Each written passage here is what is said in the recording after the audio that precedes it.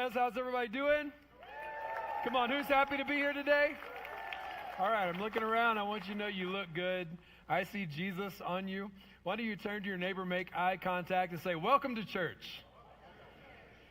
All right, now your second choice. Welcome to church.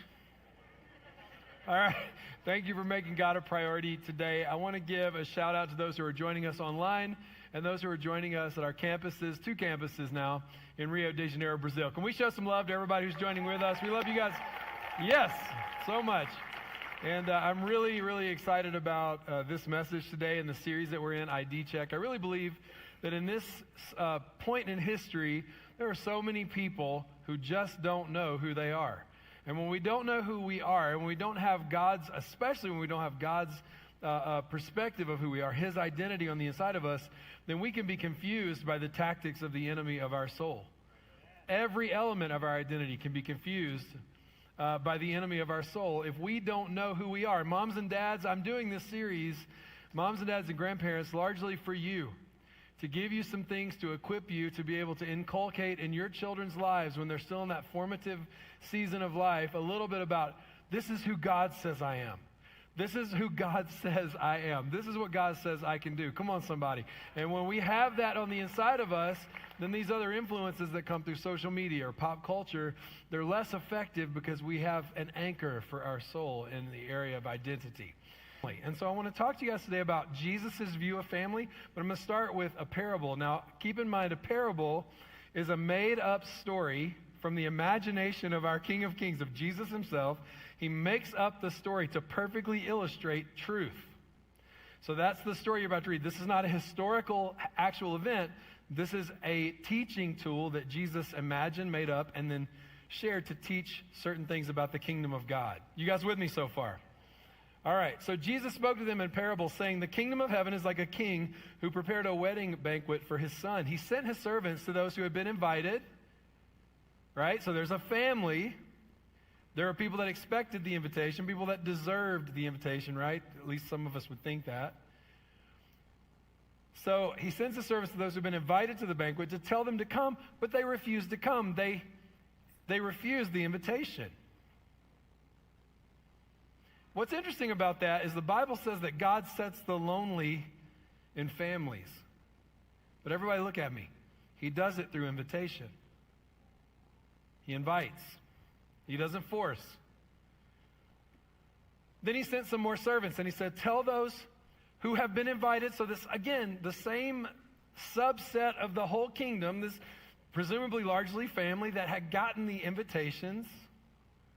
Tell those who have been invited that I've prepared the dinner, like it's time. Everything is ready. Come to the wedding banquet. But the people that had received the invitation, they paid no attention. And then they went off to their own cares and concerns. Went to their field. I got work to do. Another went to his business. There's money to be made.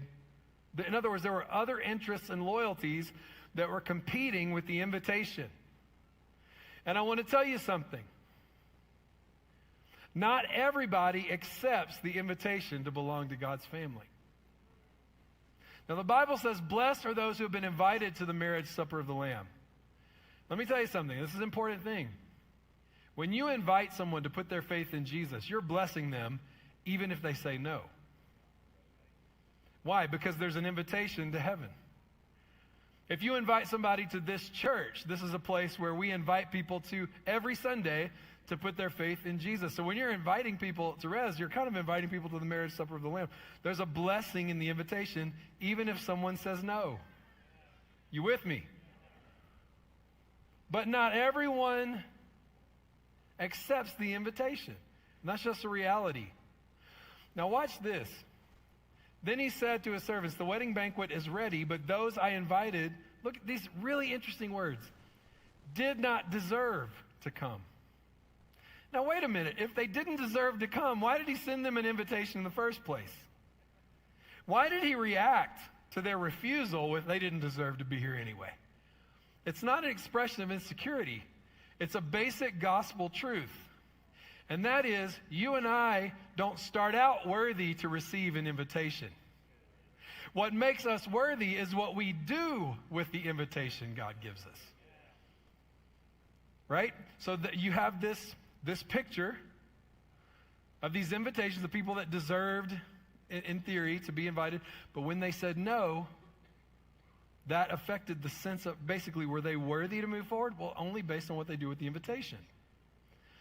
Now look at this response. Look at the response. Matthew 22 again. Now, the people, the appropriate people said no. The appropriate people ignored the invitation. The appropriate people were too busy. They had other loyalties. So how does the king respond? Now remember, this is a story that Jesus himself made up and told to demonstrate the power of what now is the church, the kingdom of God through the church. He says this, now go to the street corners. How many of you know, if you're looking for productive, high-capacity people, they're probably not standing on street corners. Because those folks are at work. Think about when you've driven through towns and you see people just gathered in street corners. Usually not the mayor. Come on, somebody. This is real talk today. And invite to the banquet, look at this word, anybody. The invitation has now been extended to everyone. So the servants went out into the streets and gathered all the people they could find. Church people, non-church people. Pay attention to this next part. I think you'll like it. The bad as well as the good. Can you imagine those servants? Sir, who should we invite? You know those people gathering on the street corners? Yeah, them. Okay. Good people, right? Oh yeah, you definitely want to invite good people. Also bad. What? Wait, this invitation is for that person? Oh yeah. Why? Because what makes a person worthy is not how good or bad they are. It's what they do with the invitation. It's what they do with the invitation. And this is the moment in Jesus' story where he's saying there was a subgroup in the world that was the family of the heritage of the Christian faith. Jesus was born out of that family. He revealed himself to that family. And some people in that family accepted him, and some people in that family rejected him. And when that rejection came, the gospel then spread into all the world. Into all the world. Every person, the good and the bad. People that are hanging out at street corners, everybody gets the invitation now. And that's good news. But what makes us worthy is simply what we do with the invitation. But this is where the parable informs us, and we see this in faith history and in church history. There came a point where the invitation opened up outside of that family to the whole world. Okay? So everyone is invited to belong to God's family. But that's not the end of the story. Because we see another example in just a moment, we're going to read it, of someone else who didn't treat the invitation properly. All right? So you have a group of people, they got the invitations, but they're like, too busy, not interested. But now here's another example, and this speaks to us where we live. I'm talking about family, guys. Look at this. But when the king came in to see the guests, he noticed a man there who was not wearing wedding clothes. It'd be like if I had shown up to this beautiful, upscale wedding in my sweatshirt that I did have instead of the shirt I was supposed to have that I had to go buy. Right? That would have been disrespectful to not change. Guys, let me say that again. It's disrespectful to refuse to change when you've been invited into this family. When the king came in to see the guests, he noticed a man there who was not wearing he was not willing to change. And he asked, how did you get in here without wedding clothes, friend? And he was speechless. I love that this is an intentionally made up story in the mind of Jesus. The reason doesn't matter. Any reason that keeps us from changing and being changed by the invitation is insufficient. And so then the king told the attendants, this is intense, guys. Tie him hand and foot, throw him outside in the darkness where there will be weeping and gnashing of teeth. What happened? Well, you had some groups on the outside. When they got the invitation, they refused it by directly refusing it. But then you have this guy who said, sure, I'm in. I'll be there. But he arrived unwilling to be changed. And I want to just make this point from the story that Jesus told 2,000 years ago, that truly accepting the invitation of being God's family always, always, always results in life change. How many of you have been impacted by the gospel of Jesus Christ in your life? The mercy, the forgiveness, the joy, the reconciliation, the healing that takes place, in brokenness and trauma that happen in our lives, and the grace of God to heal us, the grace of God to keep us faithful in matters of business when we know nobody else would catch us. We know the Holy Spirit is there. There's accountability. There's so many life-changing realities to accepting the invitation to be part of God's family.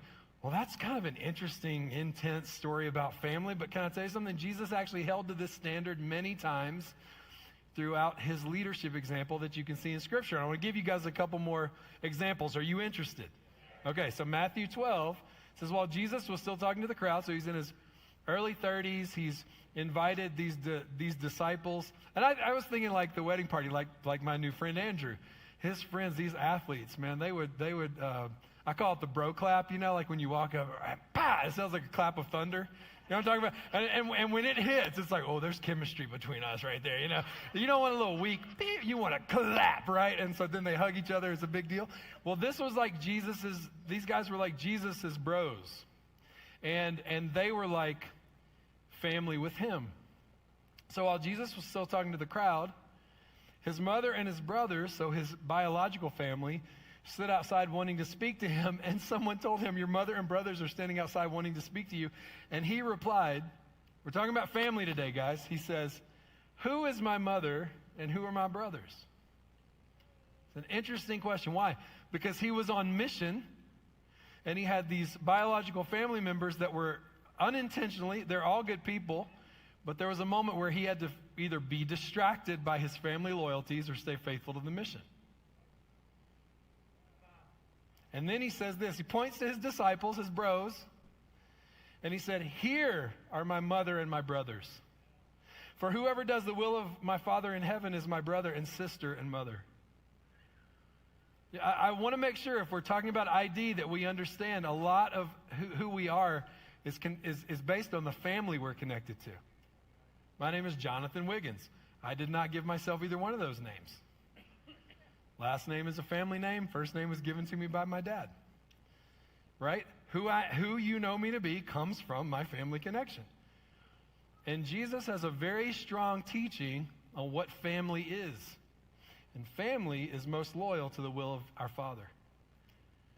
Family, and I would encourage you, gather people around you who cheerlead the mission of God on your life.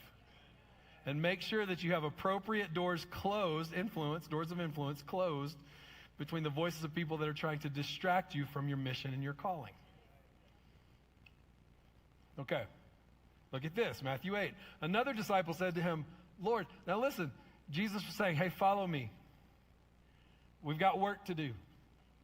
And this disciple said, let me first go and bury my father. How many of you know it shouldn't take that long to do that, and that's kind of important, right? I need to bury my father. My father died.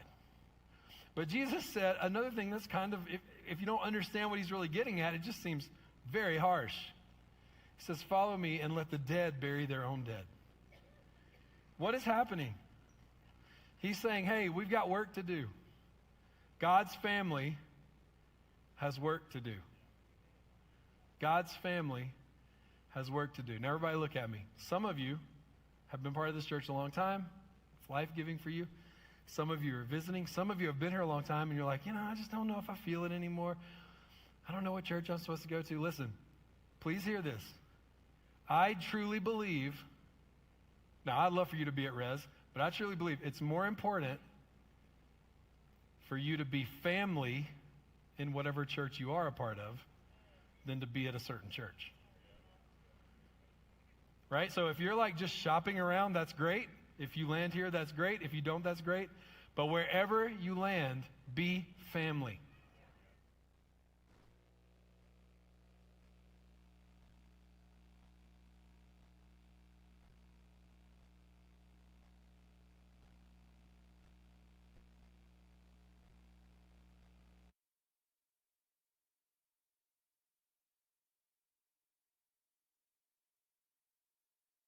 Vem cá. Aniversário do Guilherme hoje. Presente, né? Esperando os presentes. Nenhum presente. Opa, calma aí, não, só assim. Se quiser falar, fala desse lado aqui. Ó, e o Guilherme vai pagar mamadjama pra todo mundo hoje aí. Valeu, Guilherme. Deus abençoe. Guilherme, cara, Deus abençoe a tua vida. A gente é honrado de estar com você, aprender com você. Você tem sido uma bênção para nossa igreja e a gente ama a sua vida. Mais um salve aí pro nosso irmão. Sensacional. Hoje também a gente fez a mesma coisa com uma irmã, só que, diferente do Guilherme, foi a primeira vez que ela foi na igreja. Então ela nunca mais vai voltar, né? Você ficou envergonhadíssima, a cara dela ficou toda vermelha. Eu acho que não. Alguém mais aqui faz aniversário? Pode. A gente não vai te chamar, não. Alguém aqui faz aniversário? Casamento? Só eu. Só você. Então vai pagar a conta sozinho. Gente, vamos lá. Nós fomos abençoados com essa palavra do nosso pastor, então a gente ama o pastor Jonathan, e o que ele fala ali é muito legal, porque é pilar cultural assim da igreja, as pessoas respiram isso, e eu amo isso, porque a gente está tentando reproduzir, a gente fala, talvez até de forma muito repetitiva, a gente não está reinventando a roda, a gente assume com muita franqueza que a gente está copiando modelos de sucesso. E talvez você vai falar que isso é falta de autenticidade. Eu vou dizer que isso é o que Jesus fez quando ele imitou o Pai, quando Paulo instruiu o Timóteo, dizendo, olha, me imita como eu estou imitando a Cristo. Então, eu acredito muito nisso. A gente está tentando ter modelos, nos inspirar por pessoas que estão fazendo e a coisa certa. E uma coisa que eu vejo, que é muito a DNA da Race lá, e a gente quer que seja aqui, porque nós somos uma igreja apenas, né, nós somos uma igreja, isso, assim, olha, cara, quantas vezes vocês já ouviram falar, não precisa ser a Race, não precisa ser a igreja aqui em Botafogo, mas que seja uma igreja, que você chame de família, porque a gente está na segunda parte, no segundo capítulo aí dessa série ID Check, que é verificação de identidade, e eu vou repetir um pouco do que ele está falando, assim, gente, é meio que impossível, segundo a nossa fé cristã, você tentar entender quem você é a partir da sua própria individualidade. É um pouco impossível você tentar entender quem você é a partir da sua individualidade e subjetividade de liberdade. Porque na fé cristã, para você ser livre, é você ser capaz de dizer não para coisas que você poderia dizer sim. E dizer sim para coisas que você poderia dizer não. Então, a fé cristã, ela tem uma rema, ela tem uma pegada, uma dinâmica, que é contrária ao que eu estou sentindo, é o que eu estou tendo vontade. A fé cristã tem um modelo, tem uma forma, e Cristo Jesus é o nosso modelo, a nossa forma, a gente tem que imitar Ele. Quem pode dizer amém? Isso é liberdade para a gente, e você que não crê em Jesus, você que não se autodenomina cristão, esse aqui é o seu lugar, você não precisa se sentir de forma nenhuma desrespeitado com isso, mas é importante que você entenda que todos os nossos procedimentos, a nossa mentalidade, nosso agir, nosso comportamento, é por causa da cosmovisão bíblica, é isso aqui que nos guia. E eu queria usar, assim como o pastor Jonathan usou a parábola que Jesus falou, eu queria também continuar essa mensagem em cima dessa conversa aqui com vocês. Porque a Bíblia, ela impulsiona muito a gente para uma praticidade da nossa teologia. Então, eu tinha um avô que era pastor, que fundou uma igreja. Então, eu estou nesse meio há muito tempo. E o meu avô, ele falava muito comigo. Ele falava assim, Samuel, o que a gente tem mais preocupação com alguns líderes que estão começando a se levantar é a prepotência. No aspecto de que agora eu sei e agora eu vou te dizer, com apenas 1 ano de seminário ou 2 anos, eu sei como ser igreja ou fazer igreja. E tudo bem, como eu falei, a gente precisa ouvir os mais novos, a gente precisa aprender com os mais novos também.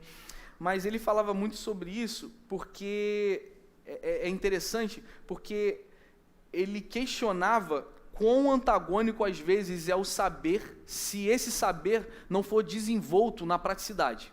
E a teologia, meus caros, ela não é nada se ela ficar apenas no âmbito do conhecimento.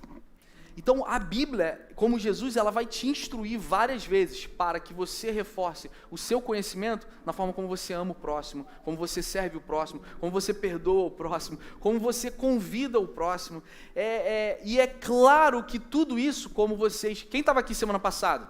Semana passada a gente falou sobre o poder da justificação. Então, assim, hoje, se você quer saber quem você é, eu queria te fazer uma pergunta, te questionar, assim... Tenta entender quem você é a partir de um coletivo. Na fé cristã é assim, verificação de identidade, primeiro passa pelo processo de justificação, né, como o pastor Jonathan falou, e também como a gente falou muito semana passada. Se somos, só somos porque Jesus nos fez ser. Porque somos justificados, agora somos justos, somos discípulos. Então esse é o nosso primeiro passo de verificação de identidade. Então, irmãos, nós somos justiça de Deus. Somos justos porque Ele nos justificou. Somos discípulos porque estamos sempre aprendendo. Ele é o nosso modelo. Quem pode dizer amém? Tá? Então, isso é num ponto bem individual. Tá? O que somos, o que fazemos, como pensamos, fazemos tudo porque Jesus, Deus, iniciou uma obra através de Cristo Jesus. Esse é um ponto individual que todos precisamos entender, que é o que nós chamamos de salvação. Fomos salvos, Deus nos amou primeiro, Deus nos escolheu e Deus nos reconciliou com o Pai através do sangue de Jesus. Então nós não somos porque batemos a cabeça, agora eu quero Deus. Não. Nós só somos porque Deus começou a fazer uma obra em nós. Isso foi semana passada. Hoje, essa verificação de identidade, eu queria chamar para isso que o pastor Jonathan iniciou, a partir de uma noção coletiva. Então, na pós-modernidade, se no tempo do meu avô o isolamento traz prepotência, como eu sei, se nos tempos antigos eu vou usar a carta paulina aqui, o que ele escreve à igreja de Romanos, ele está chamando a uma unidade. Repete comigo aí, unidade. Se ele está chamando a galera para unidade, e era um contexto que ele estava falando com uma igreja gentílica, ou seja, que não tinha raiz judaica, e também estava conversando com uma galera que crê em Jesus também, os dois creem em Jesus, mas é um povo que tem uma tradição judaica, estava enraizado no judaísmo. Vocês estão comigo? Então é um grupo que está amando a Jesus, querendo entender Jesus, mas é um grupo que está muito dividido, porque tem tradições e background diferentes. Então Paulo estava trazendo um senso de unidade. Olha só, é importante que a gente entenda que nós somos um corpo. E eu vou usar, então, essa carta aqui, do Romanos 2, mas antes de ler, eu quero fazer uma pergunta para você. Na igreja, tem muita gente que agora, então, com o YouTube, com acesso à informação, se antes já era assim, imagina agora. É muito mais fácil se isolar. É muito mais fácil você conhecer Deus, ter sua fé, se relacionar com Deus e não ter o coletivo. Porque, meu caro, coletivo é desgaste, é sinônimo de desgaste. Coletivo é que, quem está aqui pela primeira vez hoje, você fala, que legal, mídia social legal, música legal, ambiente legal, eles vão começar no horário, vão terminar no horário, bacana, tudo legal. Me dá 3 meses, 4 meses que você vai começar a desgastar, é normal, por quê? Porque comunidade é isso. Mas nós não fomos criados, designados para andarmos sozinhos, amém? Então, eu queria fazer uma pergunta, você, crendo muito em Deus, crendo há tanto tempo em Deus ou não crendo em Deus, você vai ser um eterno visitante ou você vai ser parte da família? Baseado na parábola que o Jonathan estava falando, explicando, explanando aqui para a gente, é um pouco disso, gente. O próprio Jesus comissionou pessoas para andarem perto, mas o próprio Jesus, ele falou muito com multidão, né? Ele falava muito com multidão, mas ele caminhava com discípulos também, com pessoas de perto. E eu acho que o intuito da nossa mensagem hoje, nessa série do ID Check, é tipo assim, cara, será que eu posso provocar você a não se contentar em apenas ser um visitante? E eu estou falando agora, literalmente, visitante numa família de fé, numa comunidade de fé. E eu queria te provocar nisso, que é aí que mora o desafio. Nós somos visitantes ou somos família? Eu falei no retiro que quando a gente decolou o avião, voltando para o Brasil, na decolagem, né, o avião obviamente está assim, um adolescente vomitou na decolagem. Há 2 fileiras na nossa frente. E a família na nossa frente, atrás dessa criança, né, ficou um pouco sujo, e eles começaram a esbravejar, meu Deus, eu não acredito nisso, gente. E eu sabendo como bons cristãos, o que nós fizemos? Nos proteja desse vômito, Pai. Honra os teus ungidos, Pai. Não fizemos nada disso. Também começamos a esbravejar. Mentira.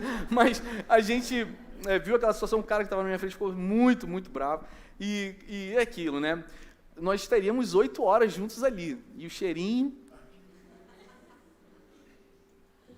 Então, como eu estava dizendo, a gente estava um pouco desesperado. E eu achei muito legal que teve uma família que não tinha nada a ver com esse adolescente. Levantou um homem e uma mãe. E ele levanta falando alto com o pessoal de trás. Que coisa, né? Pô, pessoal, eu também tenho filho, já passei por isso, é uma situação muito chata, mas o que esse cara estava fazendo? Ele percebeu que a galera de trás estava muito chateada e, tipo, meio que falando, né, com meio que mal da situação, e ele falou assim, cara, isso é inadmissível, é uma adolescente, isso acontece, e ele trouxe uma pacificação ali. Achei muito legal, e a galera da frente, sim, quebrou o gelo ali, fica aquela coisa assim, afinal de contas seriam 8 horas de voo juntos, né, então imagina aquela coisa estranha, que só quem gosta de ficar 8 horas junto com uma pessoa que está com inimizade com a pessoa é o pastor Gabriel. Vocês perguntam para ele, porque o velho homem dele, ele era um homem muito das trevas, esse cara. Assim, desculpa te expor, mas amigo, mas assim, é para a glória de Deus, quem pode dizer amém? A gente fofoca para a glória de Deus, aleluia! Não, tô brincando. Mas ele me contou uma história semana passada, porque o Gabriel, ele tem aquele passado, porque ele não é mais assim, ele é um cara manso, mas ele tem aquele passado meio, o quê? Ele tá melhorando, né? Mas ele tava assim, ele fala assim, então esquece, pô, não precisa mais. Então o pessoal fala que ele é ogro, mas não, ele é um sim carinhoso, por dentro. Mas ele contou uma história recente que ele brigou com uma pessoa. Brigou não, sim, uma pessoa estava reclamando de uma criança atrás e ele ombro a ombro com a pessoa. Ele falou que fechou a mandíbula e a Kate, né? Gabriel, o que foi? Esse cara, mas não falou cara. Deixo com vocês, para vocês julgarem bastante. Esse cara aqui tá falando de uma criança, meu irmão. Pô, Gabriel. E ele falou que ele estufou o peito. Esse cara aqui, meu irmão, ficou com a mandíbula fechada, 8 horas assim, ó. Eu fiquei imaginando. Ai, cara, imagina o cara do lado, né? Pai, nossa, sai no céu, santificado. Ele começou a falar, cadê o papai? Tô brincando, era brincadeira. Mas o clima é ruim, a gente não gosta de estar muito perto, o avião é horrível, né? Eu que não sou muito grande, imagino gente, pessoas altas, grandes, fica ali tudo perto, eu odeio. Já quantas vezes eu fingi que tinha tosses com muito catarro para ninguém sentar no meio, porque eu estava vazia, a pessoa vem. Eu não gosto de estar muito com gente, eu não gosto muito disso, principalmente no avião e tal, principalmente que não conhece. Mas, irmãos, eu posso garantir para você, segundo a Bíblia, eu vou te afirmar que você só cresce na comunidade. Você só também descobre quem você é no desconforto da comunidade. Seja bem-vindo à Igreja de Cristo. Sempre foi assim e não vai mudar. Porque quando a gente entra na nossa bolha, eu também falo com muito casal. E eu falo assim, gente, quando o casal briga muito, às vezes eu fico até feliz. Mas quando estou brincando, mas quando o casal ele é muito junto, eu fico preocupado. Porque já eles viram uma bolha, né? É um pensando a mesma coisa do outro, e é aquela coisa, o cara fica assistindo Netflix o dia todo, ele tem a opinião política, ela tem a mesma opinião política, ele tem uma desavença na igreja, ela concorda com ele, então eles viram ali, eles têm uma cumplicidade que realmente eu estou brincando, mas que pode ser perigosa. Então o que acaba isso? A comunidade de fé. A comunidade de fé acaba confrontando isso.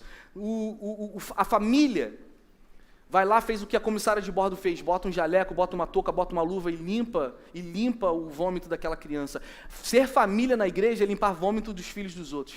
E glória a Deus por isso. Porque se estamos fazendo isso é porque alguém já fez isso pelos nossos filhos. Ser família não é chegar e falar se o café está quente, está ruim, se o sabor está bom, se a música está alta. Ser família é diferente. Nós convidamos pessoas. Tem um grupo de irmãos aqui, o Rafael, o nosso irmão Rafa Menezes, é o cara que mais convida a gente aqui para Botafogo. Tem um bloco ali só que começou com o Rafa. Vamos dar um salve pro Rafa aí, gente. Rafa, semana passada, o Elton se batizou ano passado, foi convite do Rafa. O Rafa faz muito isso. A Ju, que é a esposa do Rafa, fica até muito com vergonha dele na rua, né? Porque ele fala, tudo bem, vai ter almoço aí. Já ouviu falar da Race? Mas ser família é convidar. E ser visitante é ir quando vai, quando quer. Quando tá bom e quando tem vontade. Então, assim, decidir participar do culto doméstico é, como eu falei, é decisão e não emoção. E assim, de verdade, eu estou estimulando você a entender isso, porque isso vai abolir a gente, muitas pessoas de isentarem dessa crise de identidade que nós estamos, porque estamos sempre olhando para nós e querendo descobrir a resposta que nós vamos ter vantagem. E é tudo sempre sobre nós, e é tudo acerca de nós, e é como nós podemos ter mais, como nós podemos ser mais livres. Essa é a mensagem da sociedade pós-moderna, e Jesus falou o contrário: sirva mais, se doe mais, engaje mais. E aí eu vou usar a carta de Paulo, e aí você imagina um contexto de divisão de uma galera muito diferente, e Paulo chamando a exortação. Se lembra que eu falei que só somos porque Jesus nos justificou? E olha só o que Paulo vai falar em versículo 3 ao 5.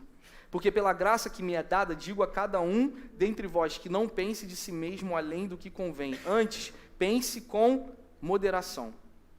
Primeiro ponto, olha para mim aqui, é um primeiro ponto, para que a gente seja uma igreja uníssona e que viva João 17, a oração sacerdotal, que a gente é uma igreja de unidade perfeita, que vai promover o Pai, a gente precisa abrir mão do ego. Aqui na Res, a gente tem muita gente que se converteu, que nunca foi de igreja. Aqui na Res tem muita gente que estava desigrejada, tipo assim, não estava em lugar nenhum, mas tem um background cristão. E aqui na Res também tem muita gente que veio de outras igrejas. E a gente fala muito que quando você está aqui, celebra o que a gente está fazendo aqui, viva intensamente isso, e você saiu da igreja, mas de alguma forma você quer trazer o que você gostava daquela igreja para cá. Imagina se a gente vai liderar atribuindo cada preferência das pessoas aqui. O que a gente precisa entender é que a unidade perfeita não significa uniformidade, que Jesus orou e que Paulo estava estimulando. Gente, vocês estão comigo aqui? Então, é isso aqui que a gente ter relevância. Se a gente abrir mão do nosso ego, do nosso individualismo, a gente vai ter uma comunidade de fé unida. E eu creio isso porque o Samuel e a Sabrina são muito legais, o Jonathan e a Amy são muito legais. Não. Olha que Paulo fala, por que ele fala que a gente pode ser uma comunidade unida? Olha só, ele diz, porque assim como um corpo, temos muitos membros e nem todos os membros têm a mesma operação, assim nós que somos muitos, somos um só corpo em Cristo. De novo, Paulo respalda a nossa efetividade de acordo com quem Jesus é. De novo, se somos justificados, somos porque Cristo nos justificou. Se podemos ser unidos, somos porque Cristo nos possibilita isso. Você deveria dizer um glória a Deus aí. E é isso, irmãos. Assim, ID check, verificação de identidade, está sempre a partir de que Deus fez através de Jesus e do que Ele quer fazer. Então, eu falei hoje na freguesia, até voltei a lembrar disso. Vocês se lembram do filme De Volta para o Futuro? A gente precisa de mais gente velha nessa igreja. Anos 80, Michael J. Fox, gente. Vocês se lembram de Volta para o Futuro? Sim! Oxe, 1980, né? Mas é quase tipo assim o que eu estou querendo dizer. Deus, Ele sabe quem nós poderíamos ser. A versão de Deus, Thales, Ana, Rodolfo, Ele vê você no futuro. Ele vê como Ele te designou. E através de Cristo, Ele está te falando, é isso que você pode ser. E aí você está sentado aqui, você fala assim, como eu fiz uma pesquisa nos meus stories na internet, e muita gente falou assim, olha, eu não mudo porque eu nasci assim, eu não consigo mudar. Ou eu não mudo porque eu sou o meu maior pecado. A gente falou semana passada, você não é o seu maior pecado. Você não é o seu trauma, a sua dor, a sua decepção de vida, irmão. Por quê, pastor? Mas eu tô vivendo assim, porque você não está entendendo. Eu vi o futuro. E se Jesus está no futuro, Ele está dizendo quem você é nele. Você não é a sua dor, você não é a sua decepção, você não é o seu trauma, você é a justiça de Deus, porque aquele que não tinha pecado, Deus o fez pecado para que nós nos tornássemos justiça de Deus. Então, não é que a gente esteja vivendo isso plenamente, mas é isso que nós podemos ser através de Cristo. Então, a nossa unidade também, não é porque nós torcemos para o mesmo time, não é porque temos o mesmo background cultural, temos a mesma opinião política, ou porque nós temos o mesmo poder aquisitivo, temos os mesmos gostos, porque unidade não é uniformidade, mas é porque em Cristo podemos ser um. Cristo respalda a nossa unidade. E aqui, versículo 4. Então, somos um só corpo em Cristo, mas individualmente. Isso eu queria que você lesse comigo, mas individualmente. Pedi aos voluntários para entrar com café, para distribuir. Mas individualmente, somos membros uns dos outros. Isso aqui é muito forte, pessoal. É quase a nossa essência individual está alicerçada com a nossa conexão com o próximo. Uau, isso é sensacional.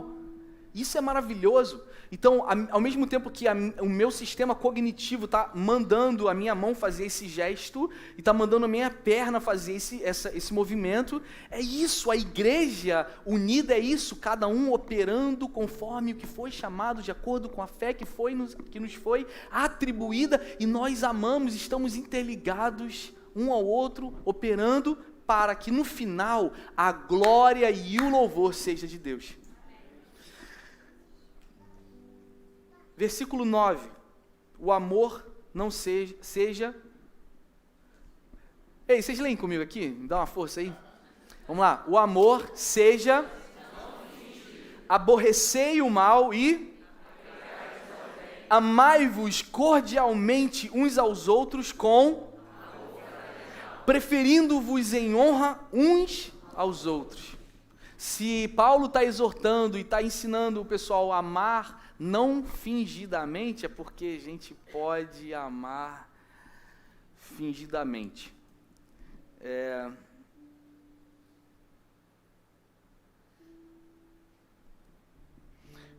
40 anos.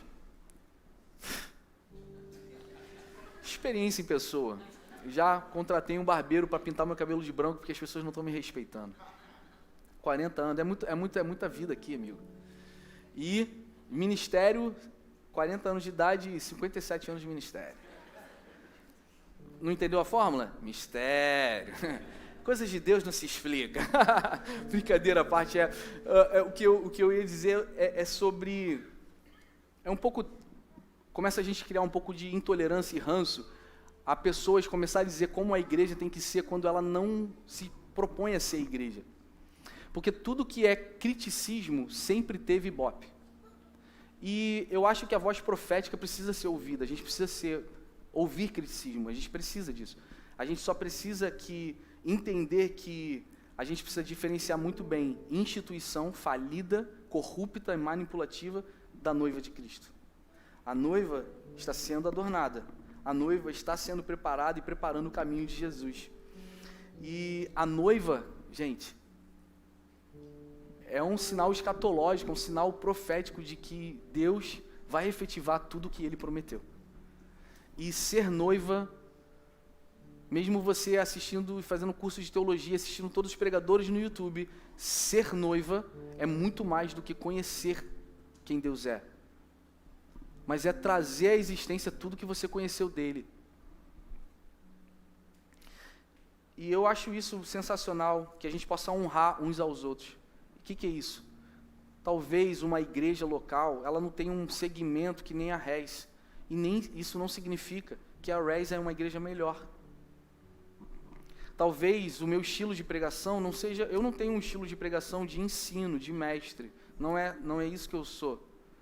E o que eu faço com isso? Eu aceito o que eu sou, eu desenvolvo como eu sou, faço da melhor forma e vou melhorando da melhor forma, mas eu entendo que precisamos de mestre, mas eu sou quem Deus me chamou, eu sou um pastor, eu tenho um ministério apostólico, eu quero desenvolver líderes, e eu prego a palavra, eu sou mais pregador do que mestre. E o mestre não é inferior nem superior, todos nós precisamos honrar a diversificação de dons.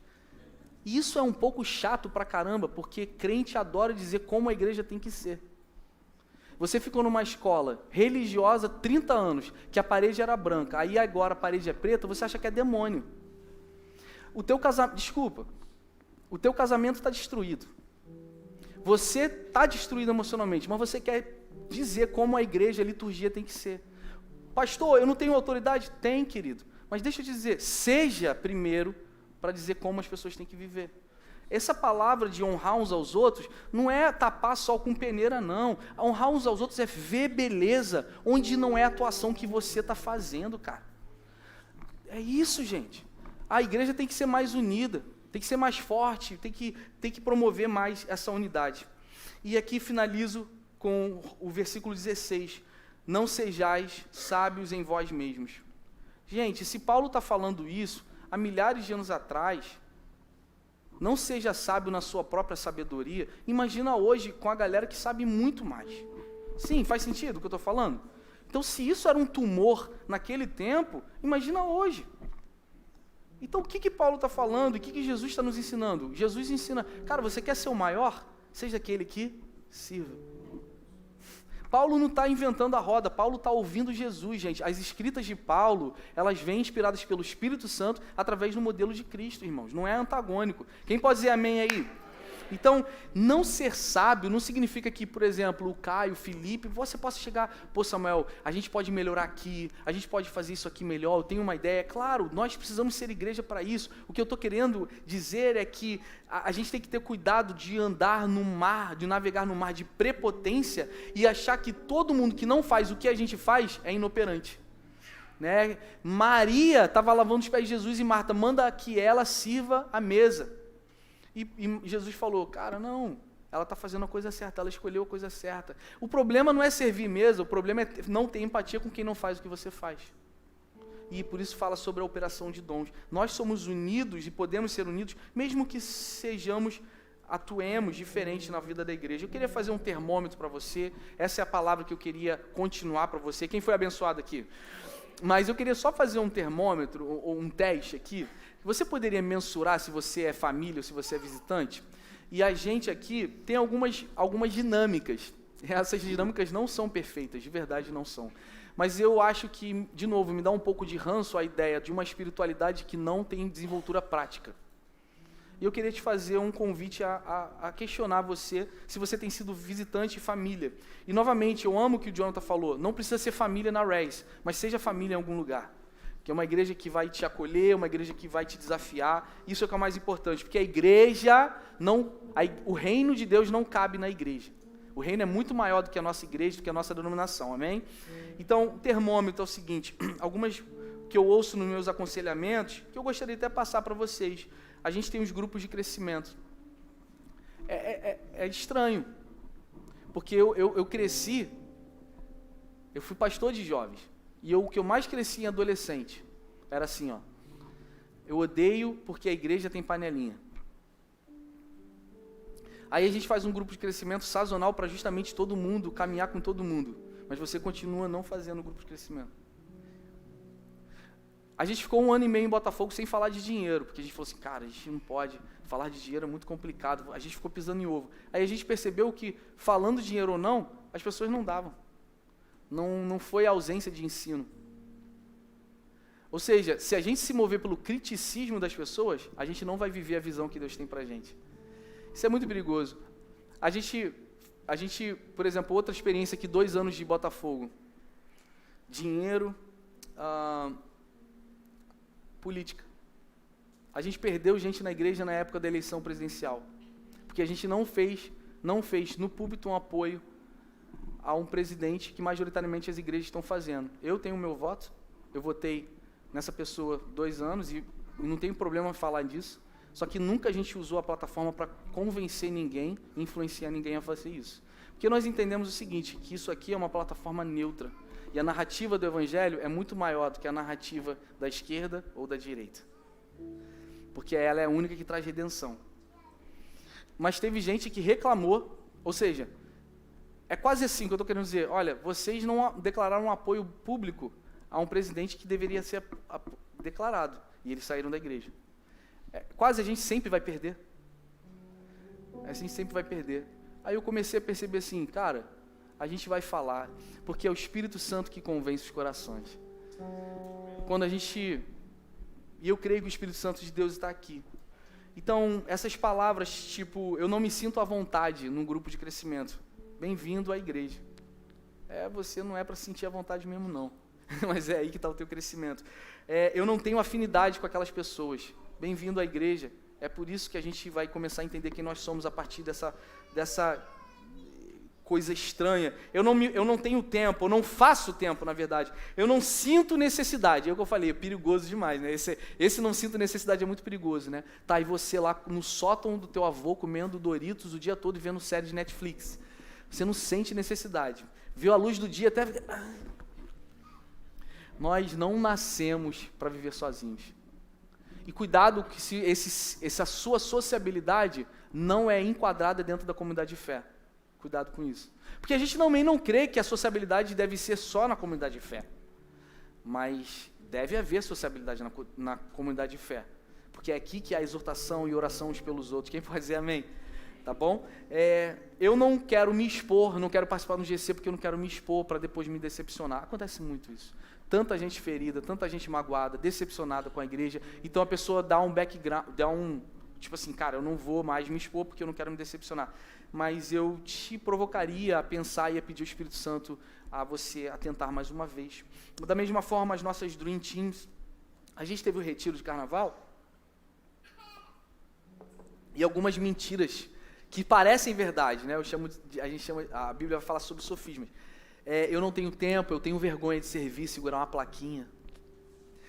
O meu serviço não vai fazer diferença nenhuma. Cuidar de criança, eu já estou cheio de criança em casa.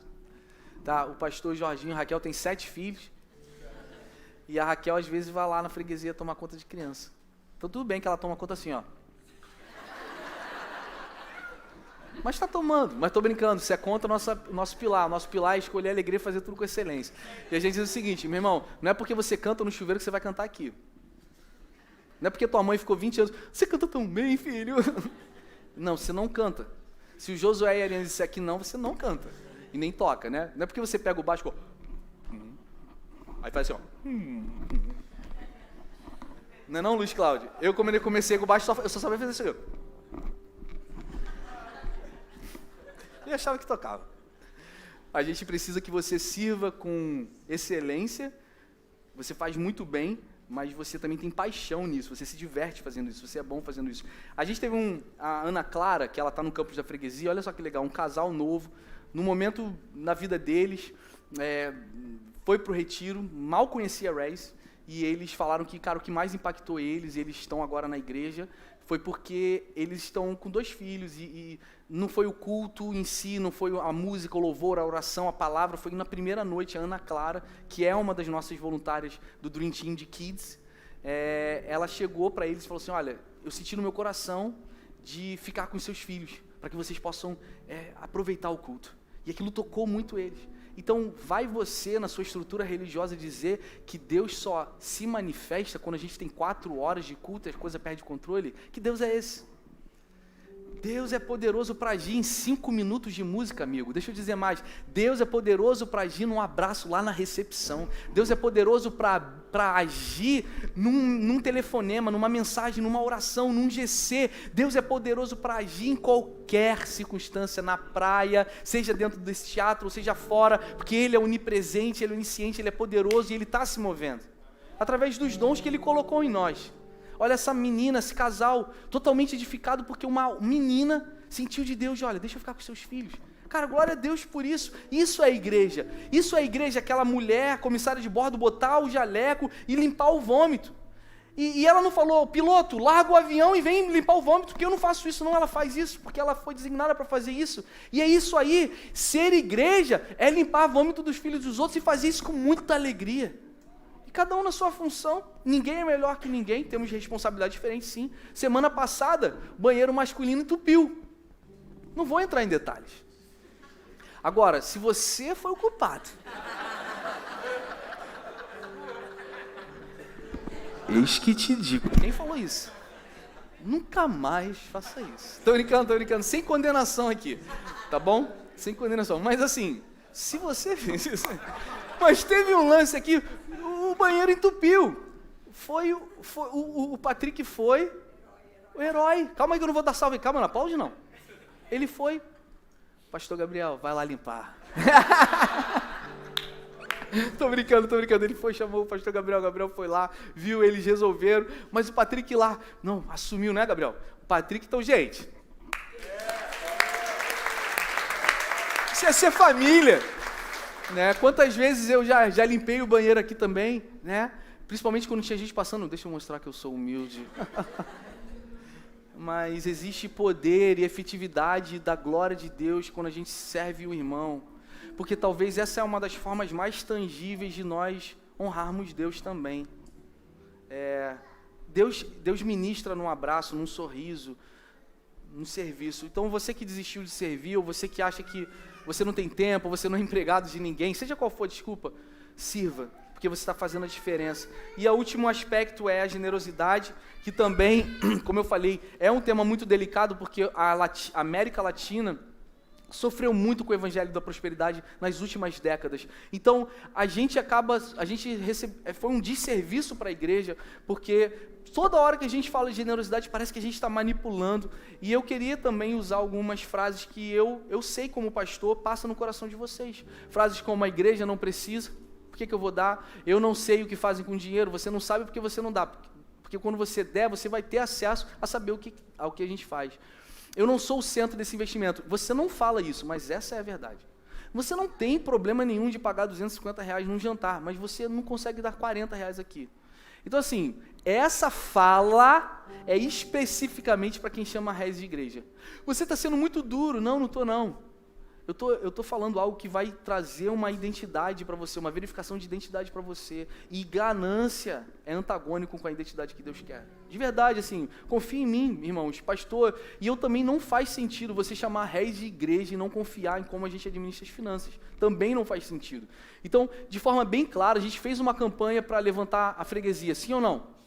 E a gente nunca botou uma música de fundo, que nem a Brenda está fazendo agora, e falou assim: olha, Deus vai te dar 100 vezes mais, vem aqui na frente, eu vou botar a tua mão. Quem estava aqui nessa época? A gente fez isso? Não. A gente falou assim: cara, dia 14 de agosto, ora com a tua família, vê o que você se dispõe a dar, pede o Espírito Santo. E cada um fez de acordo com você. E teve gente que não fez, você não sentiu de fazer, beleza. Agora, não fez porque você não sentiu ou porque você já se predispôs a não sentir. Porque esse papinho de que a igreja está manipulando e está extorquindo, foi um papinho perfeito para mascarar a nossa ganância, gente. Essa é uma verdade. Pastor, por que você está falando sobre isso? Porque eu acho que a nossa generosidade é um ID check de quem nós somos, se somos visitantes ou família, se acreditamos no que nós estamos construindo.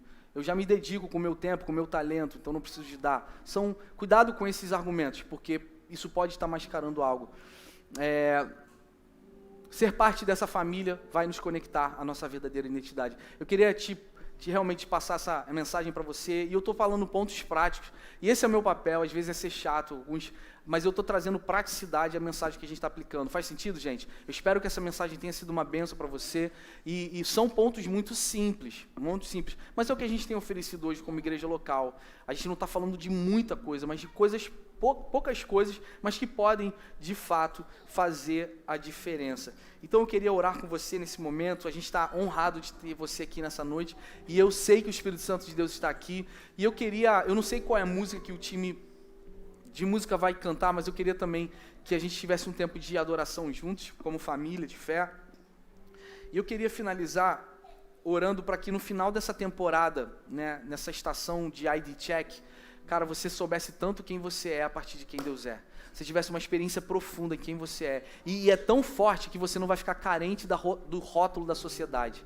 Você não vai ser a pessoa divorciada, a adúltera, a solteira, a que casou 4 vezes, a pessoa que está sempre errando, a pessoa que está sempre crente. Não, você não vai ficar carente se você tem muitos seguidores no Instagram. Não. Você não é o maior pecado que você fez. Você não é o seu erro. Você é quem Jesus diz que você é. Há esperança quando estamos crucificados em Cristo Jesus. Então, que em nome de Jesus, você tenha fé do futuro e não se apegue tanto ao passado, que é um passado que vai tentar te prender e te impedir de visualizar. Irmãos, o Senhor é com vocês, o Senhor é com a gente, o Senhor vai usar a igreja. Isso aqui, eu queria que vocês pensassem comigo nesse aspecto, nessa ilustração. Botafogo e freguesia é como se fosse uma unha do corpo de Cristo. É isso. é uma unha. A gente é muito pequeno. A noiva é muito maior. Na China, a noiva está sendo estabelecida, adornada, na Europa, na África, em todos os lugares, todos os povos, raças e nações estão sendo adornados e preparados para o grande dia. Então nós somos pequenos, mas fazemos parte de um corpo. Nós fazemos parte de um corpo. E esse corpo vai autenticar quem nós somos individualmente. Feche seus olhos. Senhor Deus, obrigado pela tua presença. Espírito Santo, vem sobre nós agora. Pai, vem sobre nós com uma convicção que só o Senhor pode trazer. O Senhor é digno da nossa adoração, o Senhor é digno da nossa devoção. E eu oro agora para que, toda palavra contrária, o peso, a dúvida, o peso do pecado, o peso da vida, a amargura da vida, o passado não tenha poder para deturpar em nós, como igreja, visualizar o futuro brilhante que nós temos no Senhor. E eu oro agora por uma convicção de fé, de esperança. Há esperança para o ferido, há esperança para o falido, há esperança para aquele que desistiu, porque o Senhor nunca desistiu de nós. Vem sobre nós, Espírito Santo,